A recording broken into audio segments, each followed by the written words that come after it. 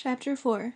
Leah spun only to stare up into the face of a tall blonde-haired boy with intense sky-blue eyes. "Ethan!" Rebecca cried. He scooped her up, and Leah stepped aside and bumped into a girl. She appeared to be Leah's age, and was dressed in a simple, long-sleeved brown dress. She wore a gauzy head covering identical to one Rebecca's mother had been wearing. The girl smiled and held out her hand. "I'm Charity Longacre, Rebecca's sister. You must be Leah. My parents spoke of you." Thoroughly flustered, Leah eased backward toward her side of the room. Leah hadn't expected anyone from Rebecca's family to show up so early, nor had she expected to face such a good-looking guy while she wore a shapeless hospital gown. She hadn't brushed her teeth either, or combed her hair, or put on a smidgen of makeup. "It's so early," she mumbled. "We left Napanee, where we live, at 5 this morning. It's 150 miles, and we didn't know what time breakfast would be served here in the hospital. We didn't want Rebecca to have to eat alone." Charity pulled off a cape and smoothed the long full skirt of her dress. Her brown hair was parted in the middle and twisted into a bun. She wore no makeup, not even lipstick, but her green eyes were fringed with incredibly thick lashes, and her cheeks looked rosy from the cold outside. Leah slid between the bed covers and tugged them up to her chin, trying not to look as at ease as she felt. "Breakfast is on its way," she said. Ethan turned, then averted his gaze from Leah and the bed. She saw color rush into his face and realized he was embarrassed by her presence. I'm sorry if I spoke harshly to you," he said. Harshly, Leah thought. What a weird word for a teenage guy to use. "No problem. Rebecca was crying, and I was just trying to calm her down." "Where's Mama?" Rebecca asked. "She'll be here later," Charity said. "After breakfast and morning chores, and she'll be bringing the baby so she won't have to rush home to nurse him." "Who's feeding my chickens?" Rebecca asked. "Simeon," Ethan said with an impish smile, and not very gracefully either. Rebecca giggled. Charity smiled at Leah and explained. "Simeon's 7, and Rebecca took over hen duty from him last fall. He didn't like taking up work in the hen house again one bit." "You have chickens?" Leah asked. Neil's farm had no animals, but what if he wanted them someday? Would she have to feed chickens and pigs? She didn't like the idea. "We have many animals," Charity said. "Ours is a working farm where our whole family lives." "How many of you are there?" "Mama and Papa, seven of us, and Opa and Oma, our grandparents too." "You all live in the same house, and you're telling me Rebecca has 6 brothers and sisters?" "There are 3 boys and 4 girls in our family," Charity said with pride. "Sarah's the oldest at 19, Ethan's 17, she nodded toward her brother, who was sorting through a duffel bag with Rebecca. "Me, I'm 16, our sister Elizabeth, she's 12, Simeon, Rebecca, and Nathan, the baby, who's 2 months. Leah had many friends in Dallas, but none had such a large family. While a whole bunch of sisters and brothers. While she sometimes wished she had a sister, she never wanted a whole bunch of sisters and brothers. In fact, when the kids she knew discussed large families, it was always with an air of disdain, as if too many siblings were an embarrassment. But Charity acted as if her large family was something to be proud of.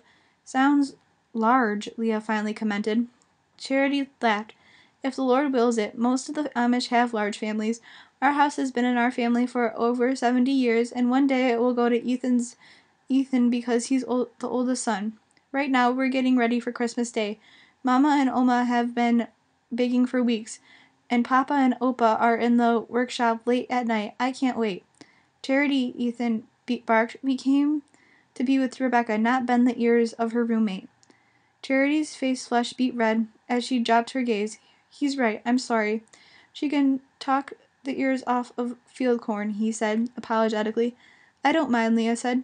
She thought the 3 of them were different and interesting, and she was lonely and wanted someone to talk to. Just then an orderly entered balancing breakfast trays. "Good morning." She set the trays down on utility tables in front of Leah and Rebecca. Leah raised the cover on her plate and grimaced. "What's wrong?" Charity asked. "Eggs. Ugh, I hate eggs." Charity studied her quizzically. "But you must eat breakfast." "I usually skip breakfast, or I eat a muffin or a fruit on my way to school. On the farm I help Mama cook meals every day." Charity said. "We've always have platters of bacon and eggs, hot biscuits, butter, and honey before the men begin work in the fields." "Well, sure," Leah said quickly. "If I guess you were going to plow the North 40, you could eat that way, but most of us do other things all day, like sit in school and listen to boring teachers. You don't like school, Charity asked. It's so-so. Do you like it? I no longer go to school. I completed my learning, and now I help with the farm. You're finished with school? Charity had sounded pleased with her achievement. But Leah was shocked. How can you be? Our bishop sees no purpose in school beyond 8th grade. Wisdom and understanding are much more important than knowledge and facts. Your bishop decides when you quit school? I know all the important things, Charity countered. I can calculate, I can read, I speak English and German. I've memorized many pages of scripture. I know all that is necessary to be a wife and a mother. A what? Leah was stunned. Do you want to go to college? Ethan moved to stand beside his sister. You cannot go babbling to outsiders, sister. The English do not understand our ways. You make us sound foolish. Leah felt a flash of anger. You don't have to bite her head off. I mean, we're just talking, and I'm trying to understand your ways, which sound pretty primitive to me. The two Amish teens stepped back as if Leah's anger had stung them. They both looked confused, and Leah was embarrassed, but it was Rebecca's cry that diverted everyone's attention.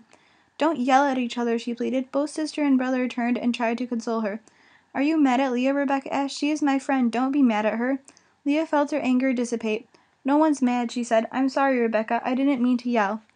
And we're sorry too, Ethan said. He cast a glance at Leah. Forgive me for speaking unkindly to you. Leah shrugged, not trusting her own emotions. Ethan might have been one of the best-looking boys she'd ever met, but he was also the most unusual. She didn't know how to react to him. Molly, the nurse from yesterday, breezed into the room. Time for meds, she introduced herself to Rebecca. Ethan and Charity checked Rebecca's IV and hung a new bag of clear fluid on the IV stand, chattering as she worked. When she got to Leah, she said, I'm supposed to take you down to X-ray. She returned with a wheelchair. And when Leah protested, saying that she could walk, Molly shook her head.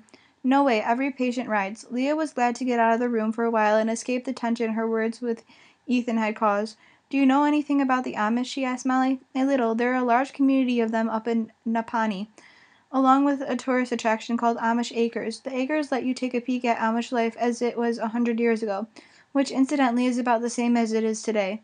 These people live very simply, and they're not only exceptional farmers, but they also outstanding craftsmen, especially in carpentry work. Well, I think they're weird, Leah declared, and I don't mean weird. Not weird, just different. They call themselves plain people because they don't believe in adornments of any kind. They separate themselves from the rest of us, whom they call English, the outworlders.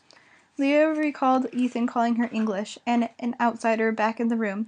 They're playing it all right. Did you know that Charity doesn't even go to school because some bishop thinks she should get married and have babies? Is that backward or what? I'll bet they treat women like slaves. You're wrong. The old order Amish have built their lifestyle on the values of love, forgiveness, and peace. They are such pacifists, the Congress has exempted Amish men from military service.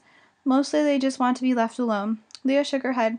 Doesn't sound like much fun to me. What's wrong with civilization? Plenty to their way of thinking. They believe the outside world will contaminate their culture and change them and their ways. They avoid such contamination at all costs. But if that's so, then everything in this place is contaminant.